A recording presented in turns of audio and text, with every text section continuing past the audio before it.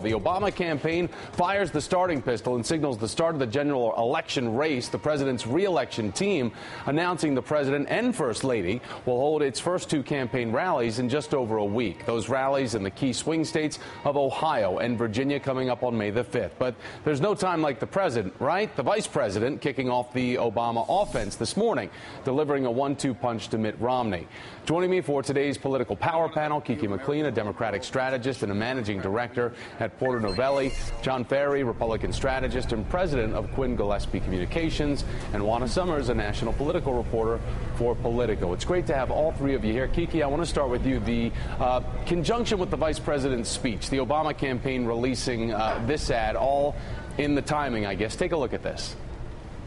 Russia. This is, without question, our number one geopolitical foe. He acts like he thinks the Cold War is still on. Russia is still our major adversary. I don't know where he's been. All right, so this seems to be in direct response, Kiki, to the Senator Rubio's speech on foreign policy, which slammed the administration. Does this show just how ready to rumble the Obama campaign is when they go swiftly seeking to inoculate that argument?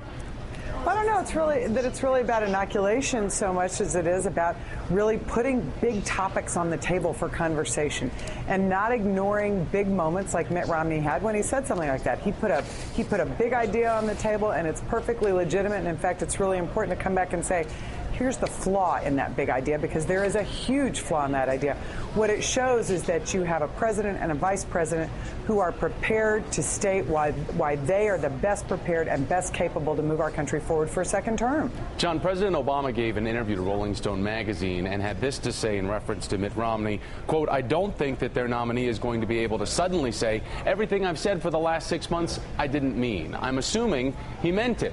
When you're running for president, people are paying attention to what you're saying. So John, Romney was forced to lean way to the right to secure this nomination. Is this going to be Romney's Achilles heel moving forward, trying to go back to the center? Well, I think Mitt Romney has been in the center. If you look at what happened during the primary, he was accused throughout the primary of being a Massachusetts moderate.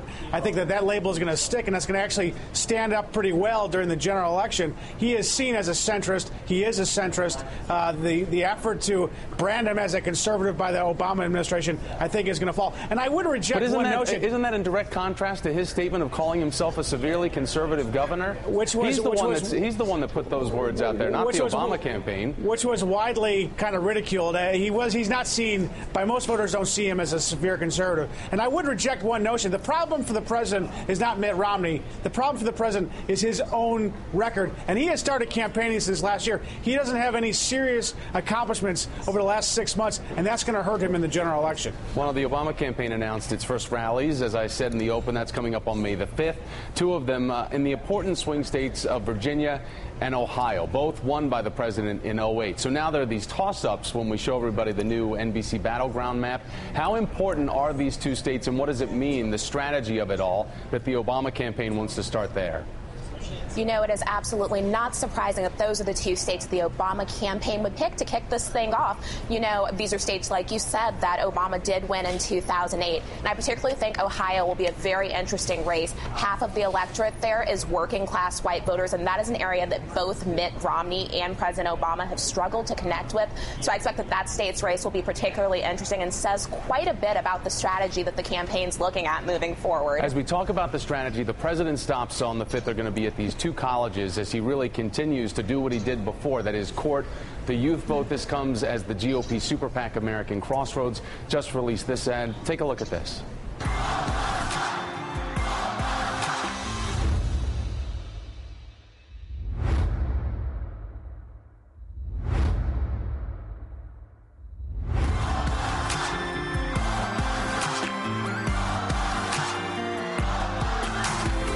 All right, the celebrity president, but driving home the point that it's tough for college kids out there with the accrued debt that they have getting out of college, the fact that there aren't a lot of jobs. Kiki, our NBC News pollster, says the youth vote is one of the critical voting blocks that has been discounted a lot of times in a lot of presidential elections before. But the president needs them for re-election, and this is a group that's really not as enthused as it once was.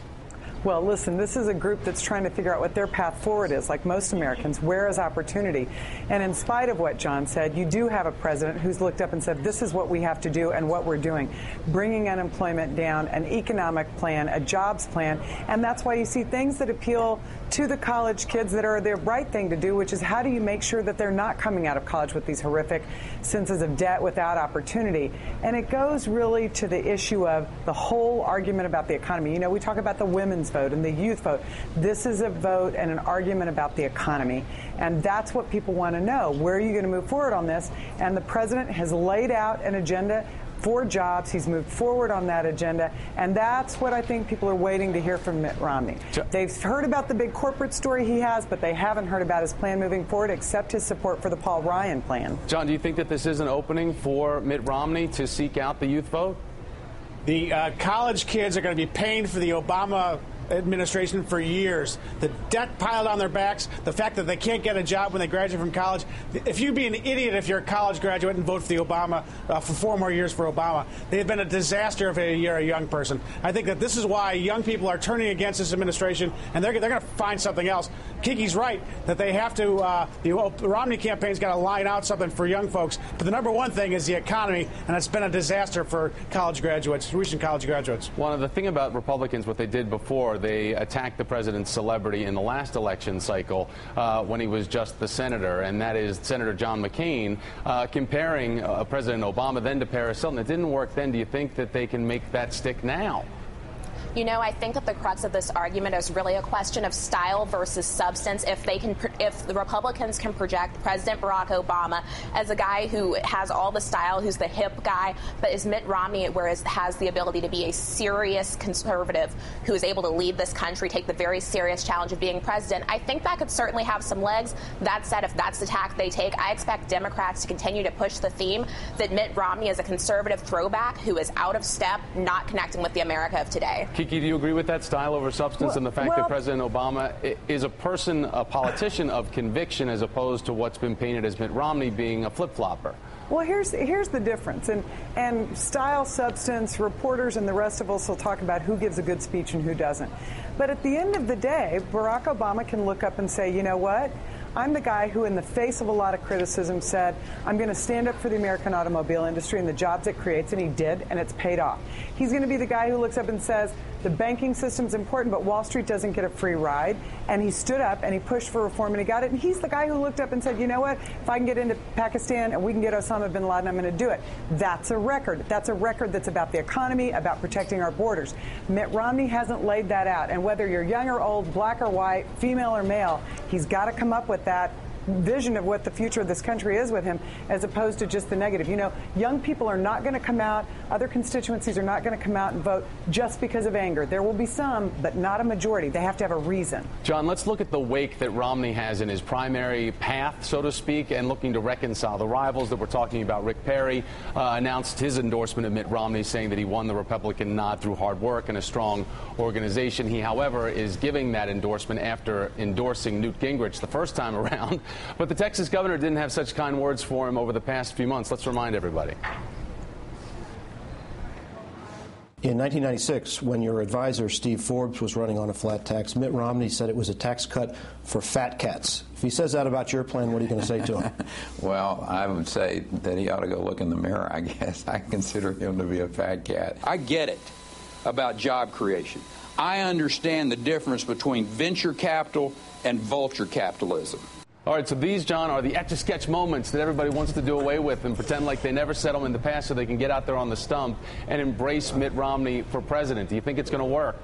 Well, Hillary Clinton said a lot of negative things about Barack Obama, and now she's the Secretary of State. You know, look, the fact of the matter is that the hard right didn't like Mitt Romney because they thought he's too moderate. Right now, being too moderate and being in the center of the country is a good thing for the general election.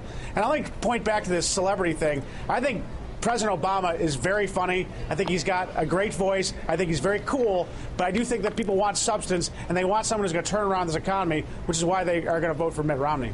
John Feehery, Kiki McLean, and Juana, thanks to all three of you. I appreciate your time this morning.